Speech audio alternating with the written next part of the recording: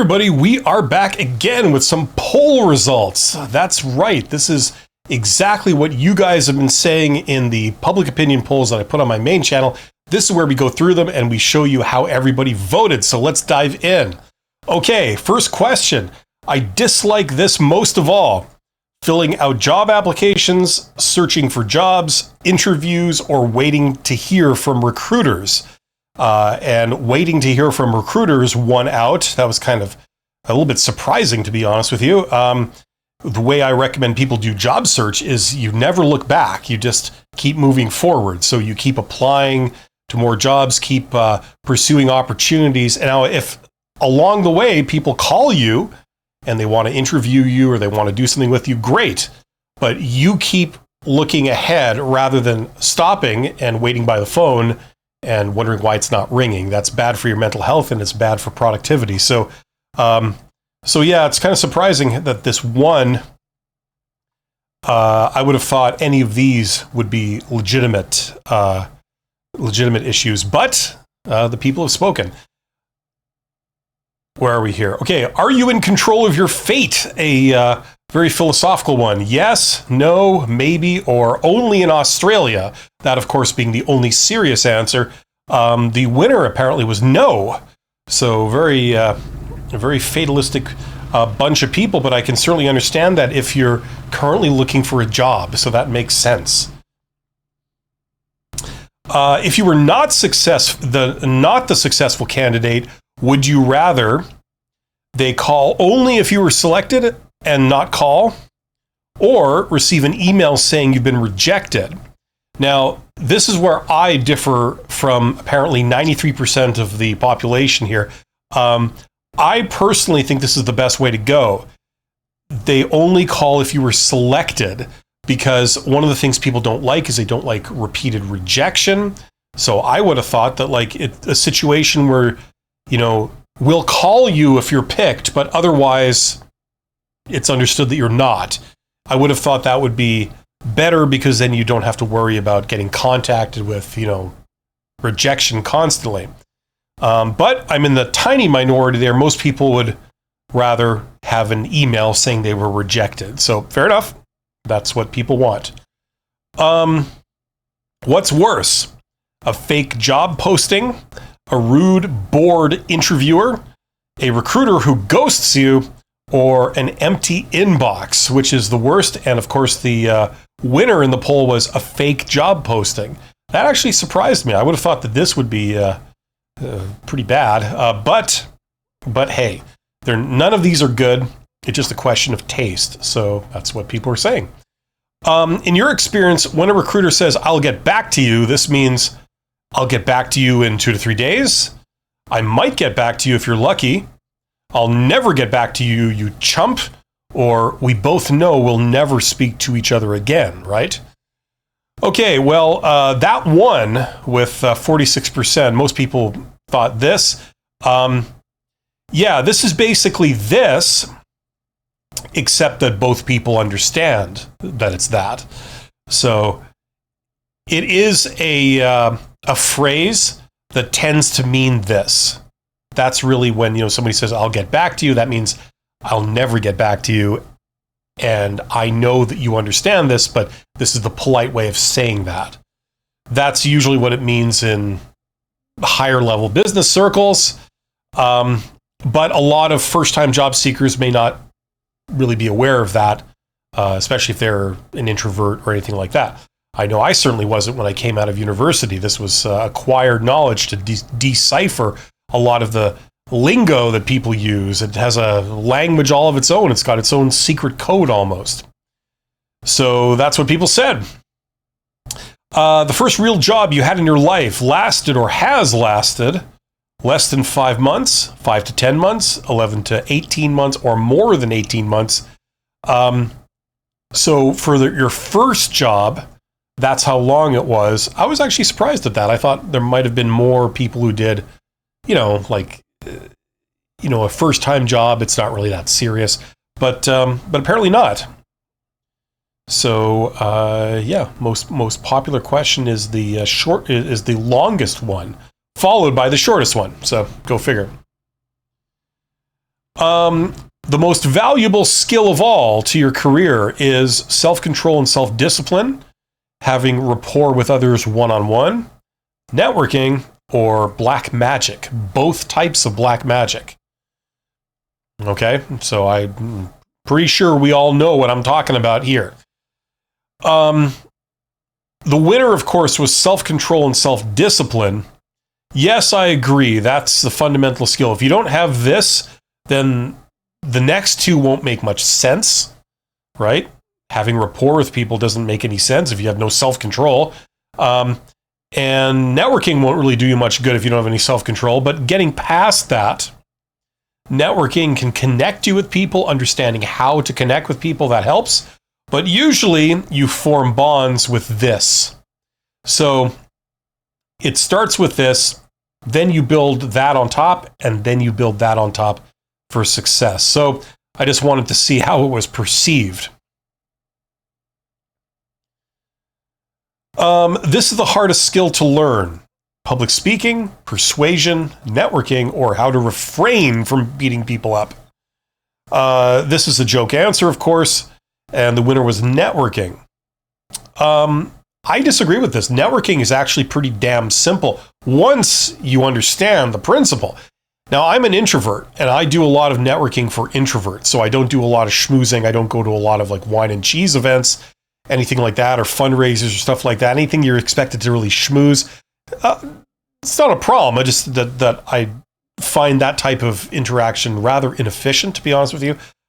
So I tend to go and meet people in person when it's more intentional, when I know who I'm meeting and they're expecting me. And I find that it's not that it's a question of what you're comfortable with, it's a question of it being much more efficient. So that's me personally. I find networking, the principles are actually very, very simple. And what to do to create connections with people, especially for introverts, is very simple. Usually it involves Google Maps and LinkedIn and things like this, or personal introductions. But public speaking, it doesn't really feel like that hard of a skill. It's something that it's like riding a bike. The more of it you do, the better you get, up until you know what you're doing, and then it's just the skill you have for the rest of your life. That's how this seems to me. Persuasion is a little more complex. That's what I would say. So for what it's worth, that's my appraisal of it. I was surprised that was the winner. Interviewers generally care most about believable answers, consistent answers, enjoying the interaction, or communication skills. Okay, this is kind of a matter of perception. Communication skills 1. Yep. I would have thought this, because it doesn't really matter, in my opinion, how good your communication skills are in absolute terms if they enjoyed interacting with you. That's kind of the goal of having good communication skills. Not only was it clear and informative and, but they enjoyed it. They didn't have a problem with it in any way. It just worked. So I would have thought this, but everybody said that. So there you go. When an interviewer says, I don't have a salary range for this job, this means they don't have a salary range for this job. Pretty simple.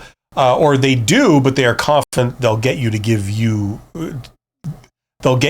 your number. Okay. Or they do, but are not super confident they'll get your number. Or they do have a range, but they think they fooled you. Okay. So this one, so when an interviewer says, I don't have a salary range for this job, they do have a salary range, but they think they fooled you. It really depends on your experience level. Apparently, everybody thought that was the right thing. I think in reality, when they say this, it's going to be either B or C. They always do have a range. They have an idea of how much the job pays when they're expected to go out and find candidates for it, right? They'll at least have a ballpark idea. And whether they're confident they'll get your number is a matter of debate. I would say it would probably be this. C. They're not super confident they'll get your number. I would say that, but it could be this one too. These people tend to be more successful. Introverts, extroverts, tall people, or loud people. Well, I almost meant the last two options as a joke. Okay, but in terms of introverts and extroverts, yes, unfortunately, it is extroverts. It's usually not for the reason people think. Extroverts, or maybe it is. Extroverts, they tend to be more successful because the more connections you have between people, between you and everybody else, the more likelihood that you will have opportunities open up before you. That's the idea. Okay, all business success is based on maximizing the number of connections you have. So for example, with your customers, the more customers you have, the better. The more people you can reach to promote your product or whatever. The more people you're connected to on a personal basis that are experts in various fields, the more people you have a personal contact that deals with that, the more you will be able to get answers and get things done for you by experts who know what they're doing. So that's the mechanism behind this, generally speaking.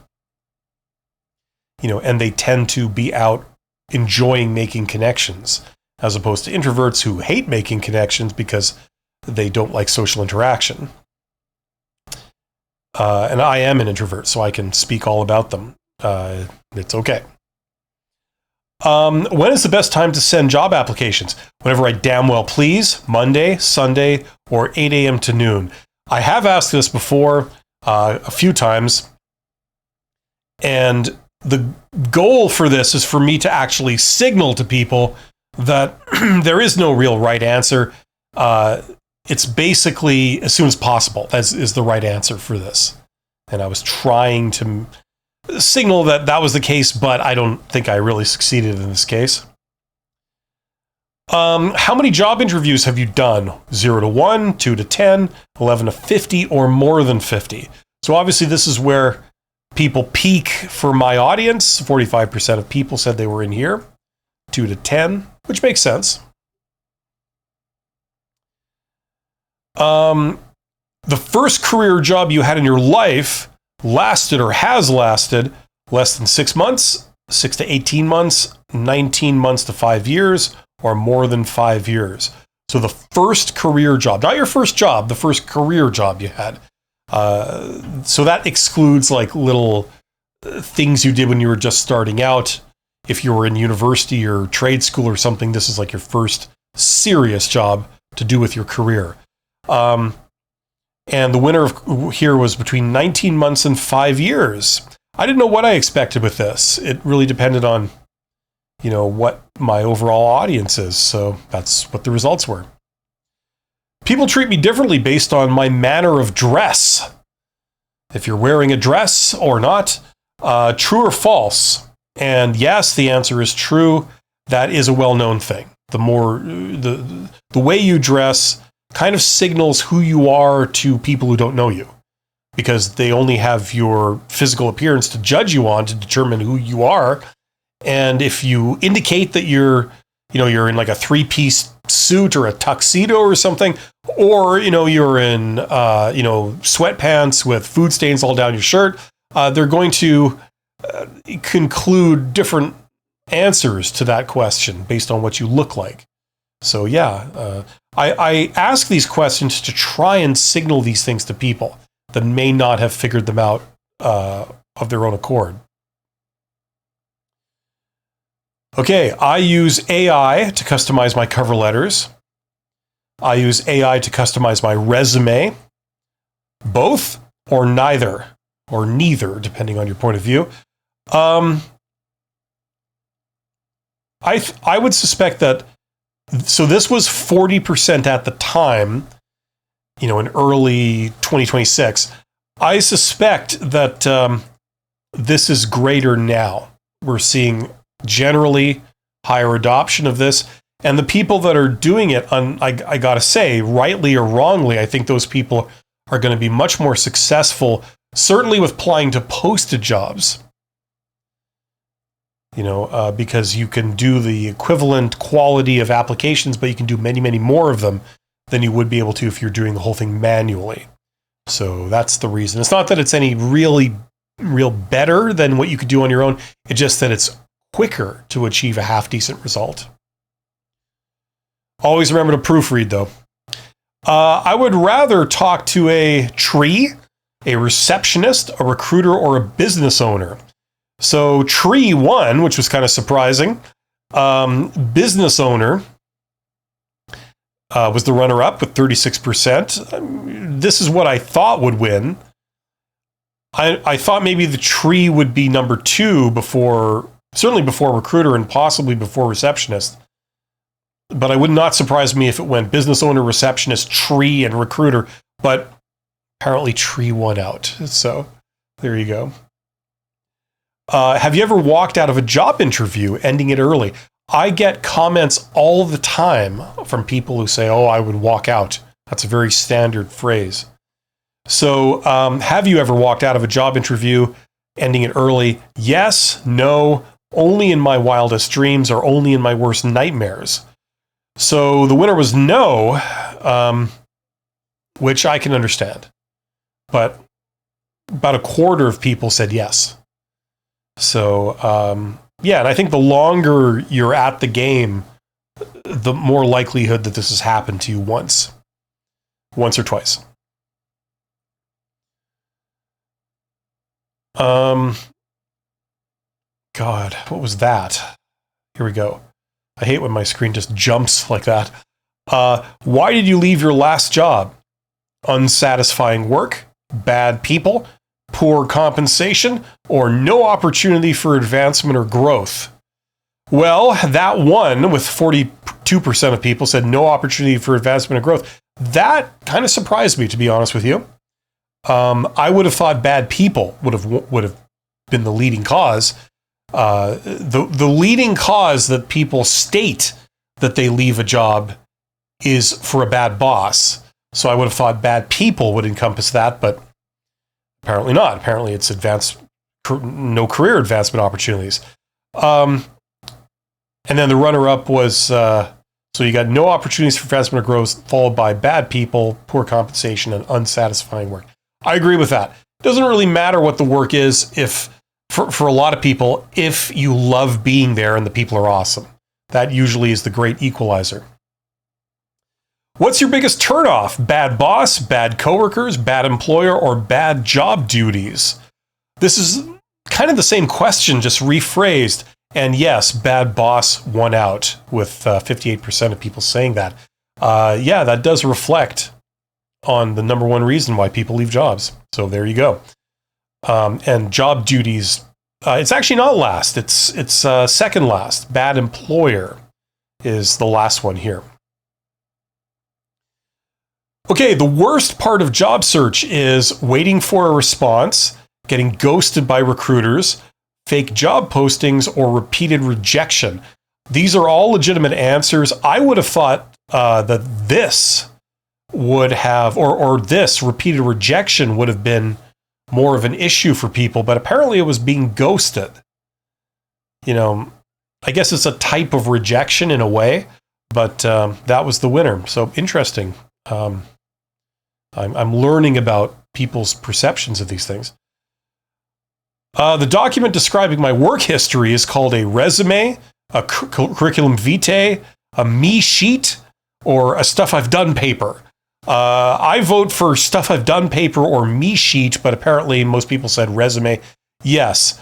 In North America, that is how it works. Resume is a document that describes your work history, whereas curriculum vitae is for academic type roles where you list off your publications.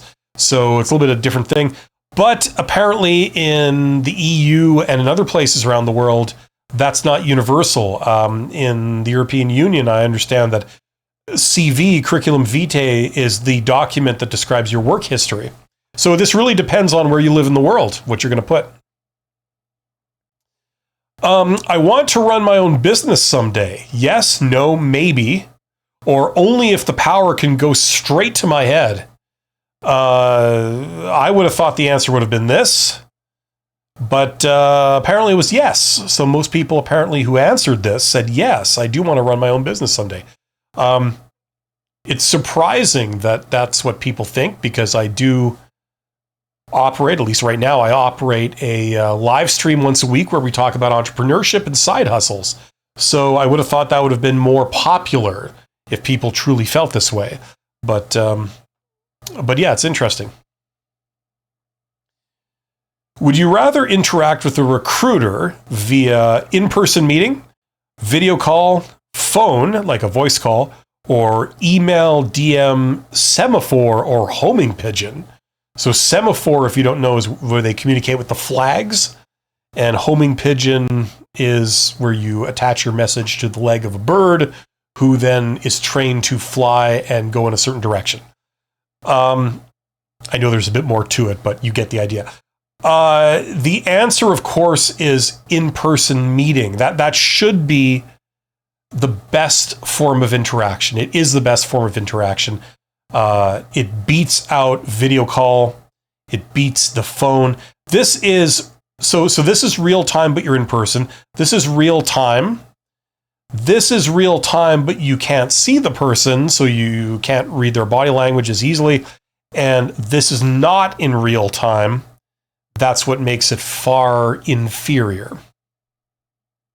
So it's interesting that people got this right. They would rather employ the best method, which is in person. You make the best impression on somebody when you're interacting with them in person. Okay, I dislike this most of all.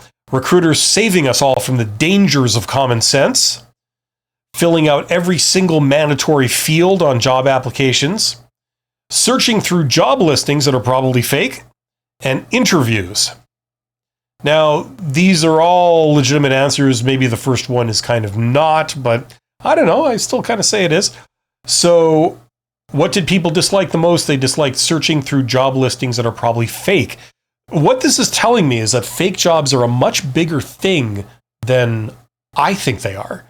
For a lot of candidates, they perceive this as the major problem. Much more so than anything else. So that's interesting. Groundhog Day. I guess this came out on February 2nd, so that's Groundhog Day. Groundhog Day is a day to eat roast groundhog, a commemoration of the groundhog emancipation. That sounds like something Americans would do. A day to pull the groundhog out of the ground and play with it, and a party/parade/uproar that terrifies the groundhog population. The winner was a day to pull the groundhog out of the ground and play with it. I think that if you tried playing with the groundhog, it would bite off all of your fingers. So I could be wrong, but that's just how I envision it going. So anyway, this was very topical because I guess it was Groundhog Day. Most people who have jobs work in organizations under 500 employees. This is a variant of a question I asked previously. Unverifiable, true or false? The winner, of course, was true. And certainly where I am in the world, that's under 500 employees. Apparently, most places in the world, it's under 500 employees, including much of the United States. I think universally in the United States, this is true. But it may vary by region. If you're located right in a city, that can vary. But for most people, that will be true. Most cities, this holds up. A lot of people don't realize that. And, that's why I included the question. A lot of these questions, I'm trying to educate people. I'm trying to make a point and signal something so that, especially if it's something that I feel that if I just tell you, a lot of people will mistrust what I say. It might carry more weight if the answer comes from like the crowd, like it's a crowd-sourced answer.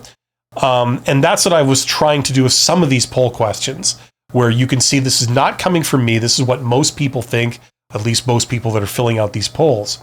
So that was the intention. I don't know if I succeeded or not, but there you go. That's it for this episode. Thank you for joining me. Let me know in the comments what you think of some of these questions, or what questions I should ask or what questions I should drop, or any kind of comments you have on this.